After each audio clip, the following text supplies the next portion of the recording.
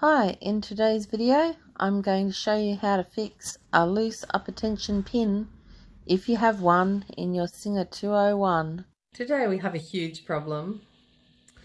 It is about the upper tension, but it has to do with the bolt that holds the whole tension in. Now, if you're having that problem, it can be really hard. So this is out of the actual book for the machine. And it's about putting the tension back together, all the parts in consecutive order. But there's this note, and it says, it is not necessary to remove stud O from the machine arm to disassemble the thread tension. Here it is shown removed. See there, O.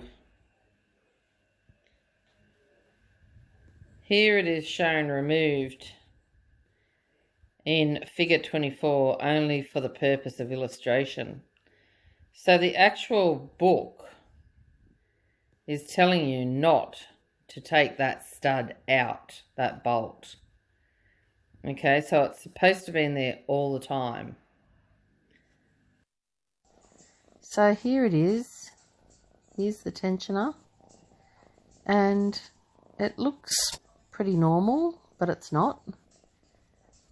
It actually doesn't tighten. It goes a certain way, and you can go all the way that you want, but it stops short, and you can't actually get it to go any tighter. So any thread that's in that is loose all the time, and for this to sew properly, it has to be tight.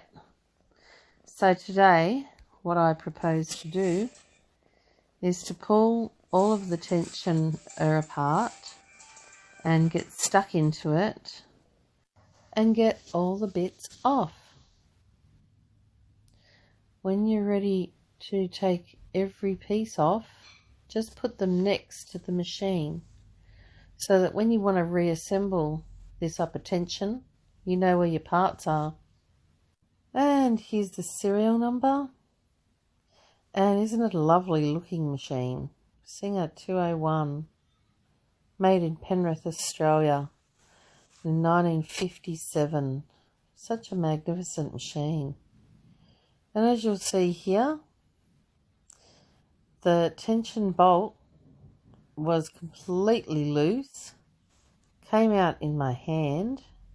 So that was like how loose it was. That's why it can't hold those tension discs together, because it's not tight itself. It's supposed to be solid, so it doesn't move at all. So that's the difference.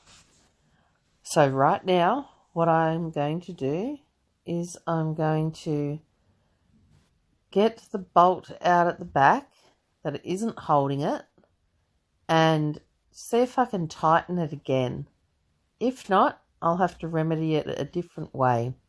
Then you just simply get the bolt, put it back into the underneath of the machine, and hopefully it will hold the bolt. Then we just screw it in. And as you can see, this has been stripped, so that little bolt is not holding in there at all. I had to scrap the other bolt, and I've replaced it with this one. I found that to be extremely important because the other one would not tighten and hold the bolt. Now you can see that it is holding, and I mean, it doesn't move now at all. But when you're doing this, make sure that the foot is down. It's a much larger bolt than what was in there, but it is just the same size as that, so I figure that that's okay. And then seeing as it doesn't go anywhere near the sewing area, you've got a great big gap in between, then the fabric is never going to go anywhere near that bolt. And now, seeing as that will never move again, it's time to start putting all the pieces back on. So these are the 4 pieces we need to start, and we need to make the sandwich. So this is called concave, that's called convex. So both the convex areas have to sit together. So it makes a sandwich, sort of like that. So you got that one there, and your 2 convexes together. Okay, so now that it's looking a little bit like that, we're going to put it onto the machine. We come up to the machine, put our spring in first, spring in, tension bolts on, end of the spring on, that goes in the hole, like that. That's exactly how it should look. Now it's sitting in the right position, and now that the tension bolt is tight, we should be able to get something done. The first one to go on is this little one. It's got 3 points at the back. It's got the minus and plus at the top, and it goes in like that through there, like that. It just sits there. Now that's the beehive spring that goes through there, like that. Now got this little fella, it's got to go in pointing forward. See how it's pointing forward? Yes. And it goes on there as well. Now it's all sitting well. Last piece, this one.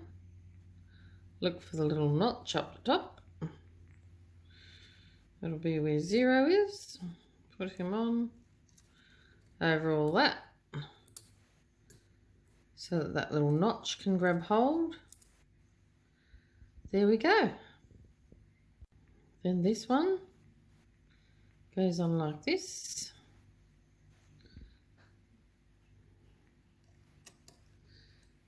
Goes on.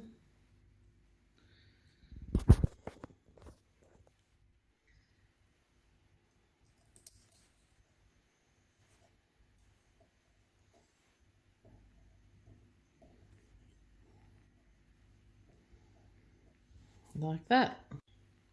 Now you see the tension's tight. See? It's like really tight. You can really go for it. And you can loosen it off a bit or go tighter. Yeah, you can do whatever you want.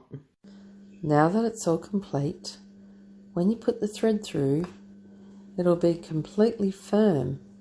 It won't slip through easily like before. And then you'll have room to be able to adjust it, which is fabulous.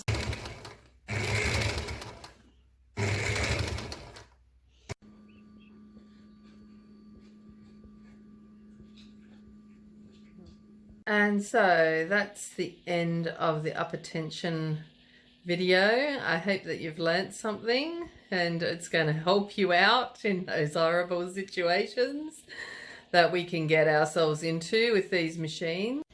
Now the machine is back to the default position, like in the booklet, so I don't have to worry about anything anymore. I can just sew my little heart out and be happy about it. So I'm very pleased.